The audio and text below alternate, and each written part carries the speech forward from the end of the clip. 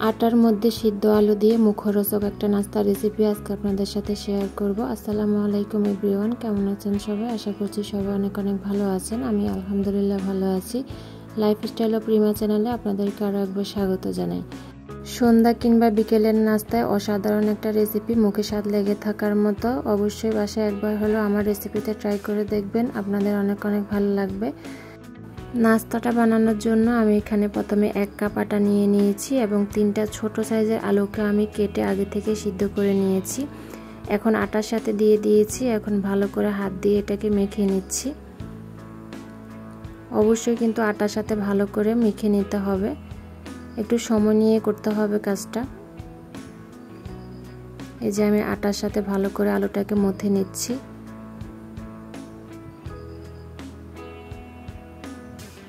ভিডিওটি দেখতে দেখতে যারা এই পর্যায়ে চলে এসেছেন, প্লিজ ভিডিওটাতে একটা লাইক দিয়ে পুরো ভিডিওটা কন্টিনিউ করবেন।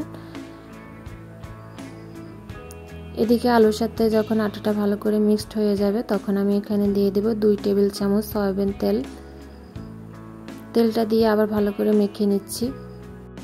ঘরে থাকা উপকরণ দিয়েই কিন্তু এই নাস্তাটা বানিয়ে নেওয়া যায়, খুব কম সময়ে হয়ে যায়, ঝটপট বানিয়ে নিতে পারবেন। আর পরিবারের সবাই অনেক পছন্দ করবে, খেতে অসম্ভব মজার হয়। দেখতেই পাচ্ছেন আমি হাত দিয়ে ভালো করে মেখে নিচ্ছি আটার সাথে, যেন আলুটা ভালো করে মিক্সড হয়, কোনোভাবে যেন আলুটা আস্তে আস্তে না থাকে। ভালো করে মেখে নিচ্ছি। ওই জন্য ভালো করে মাখা যখন হয়ে যাবে তখন আমি এখানে কিছু উপকরণ অ্যাড করব। নিয়েছি কুচি করে রাখা পেঁয়াজ এবং নিয়েছি 3-4টা কাঁচামরিচ এবং ধনিয়া পাতা কুচি। এখন সবগুলো উপকরণ মিশিয়ে দিয়ে ভালো করে মেখে নেব। দেখতে পাচ্ছেন আমি ভালো করে মেখে নিচ্ছি আটা এবং আলুর সাথে। এরপর আমি এখানে অ্যাড করব কিছু মশলা। নিয়েছি সামান্য পরিমাণে হলুদের গুঁড়া, সামান্য পরিমাণে মরিচের গুঁড়া, স্বাদমতো লবণ, সামান্য পরিমাণে জিরার গুঁড়া এবং সামান্য পরিমাণে গরম মশলার গুঁড়া। এখন সবগুলো উপকরণ দিয়ে দিয়েছি। এখন ভালো করে মেখে নিয়েছি। এখানে কিন্তু বেশি পানি দেওয়া লাগবে না, সামান্য পরিমাণে পানি দিলে হয়ে যাবে। আমি এখন এখানে সামান্য পরিমাণে পানি দিয়ে ডোটা করে নেব। অবশ্যই পানিটা কিন্তু বুঝে দিতে হবে, না হলে ডোটা পারফেক্ট হবে না। এখন ভালো করে মেখে নিচ্ছি।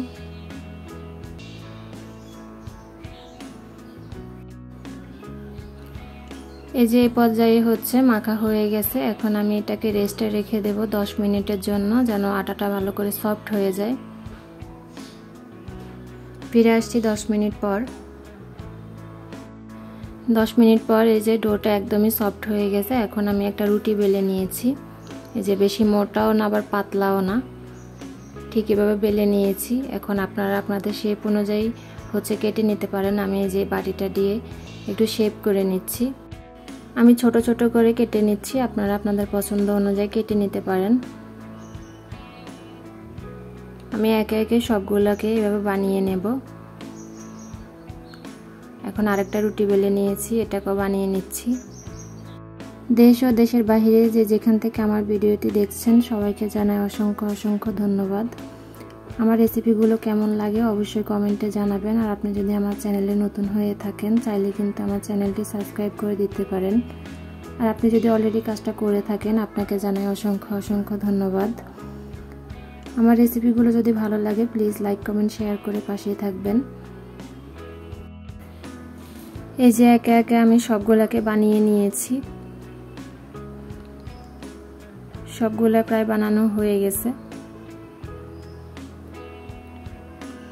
এখন একে একে উঠিয়ে নিচ্ছি। এই যে আমার সবগুলা বানানো হয়ে গেছে। এখন আমি এগুলাকে ভেজে নেব। চুলায় একটা কড়াই বসিয়ে দিয়েছি। এখন পরিমাণ মতো তেল দিয়ে দিচ্ছি। তেলটা ভালো করে গরম হয়ে আসলে আমি এখন একে একে সবগুলাকে ভেজে নেব। প্রথমে একটা দিয়ে দিলাম।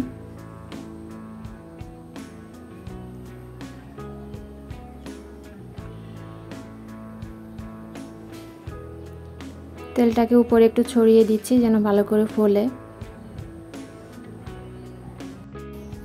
এই যে খুব সুন্দর করে ফুলেছে।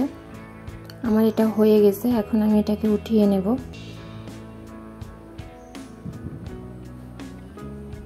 এই যে খুব সুন্দর ফুলেছে। এখন আরেকটা ভেজে দেখাচ্ছি আপনাদের। আমি সেম ভাবে এটাকেও ভেজে নিচ্ছি।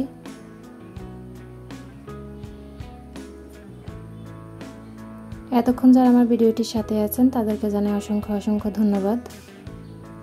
যারা সবসময় আমার ভিডিও দেখেন, আমাকে সাপোর্ট করছেন, আমাকে ভালোবাসা দিচ্ছেন, তাদের জন্য রইল মন থেকে ভালোবাসা এবং দোয়া। এই যে আমার এটাও ভাজি হয়ে গেছে। এখন আমি এটাকে উঠিয়ে নিচ্ছি। আমি একে একে সবগুলোকে ভেজে নেব। একে একে সবগুলোকে আমি ভেজে নিয়েছি। আমার আজকের রেসিপি আলু দিয়ে আটার মজাদার নাস্তা কেমন লেগেছে অবশ্যই কমেন্টে জানাতে ভুলবেন না। এই যে আমি একটু ভেঙে দেখাচ্ছি।